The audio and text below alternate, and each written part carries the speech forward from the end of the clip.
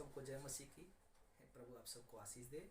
और बहुत अच्छी बात है, फिर से मुझे एक मौका मिला आपके बीच में आने के लिए। और मैं चाहता हूँ कि आज आप कुछ खास बातें आत्मिक वरदानों के बारे में जानें।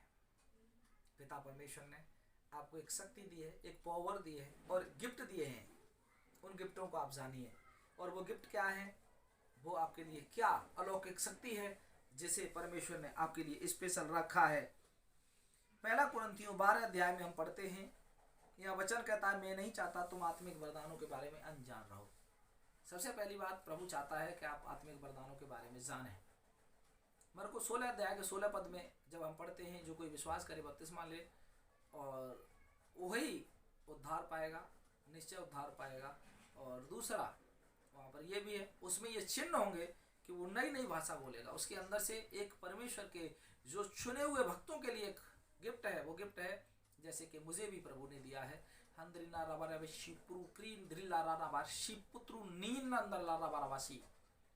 प्रभु का वचन कहता है, ये अन्य भाषा का जो वरदान है आप लोगों के लिए और यीशु मसीह के चेलों के लिए है, जो परमेश्वर को समझ छोड़ के और कोई भी नहीं जानता। जब हम प्रार्थना करते हैं अन्य भाषा में तो दुष्ट आत्माएं भाग जाती हैं। मनुष्य नहीं समझते पर दुष्ट आत्मा भाग जाती है। उन्हें पता लगता है कि परमेश्वर की आत्मा हमसे डांट रहा है, हमें कुछ बोल रहा है। दूसरा,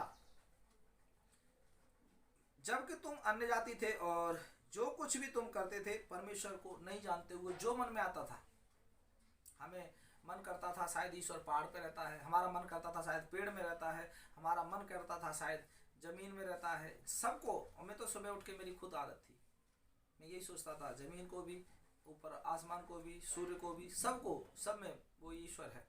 और आज भी लगभग कुछ लोगों का ऐसा ही मानना है कि पृथ्वी में परमेश्वर है और पेड़ में भी परमेश्वर है, सब में।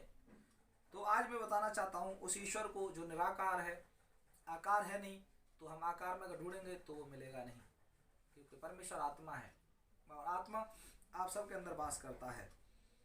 मैं आपको बताना चाहूँगा, इसीलिए तुम्हें बताना चाहते हैं यहाँ पर पौलुस जी, ये पौलुस की पत्री है कुरिन्थियों की। तो यहाँ पर लिखा है, वरदान तो कई प्रकार के हैं परंतु आत्मा एक ही है। जो परमात्मा है और वही आत्मा है, वो एक ही है, पर वरदान तो कई प्रकार के बताए हैं।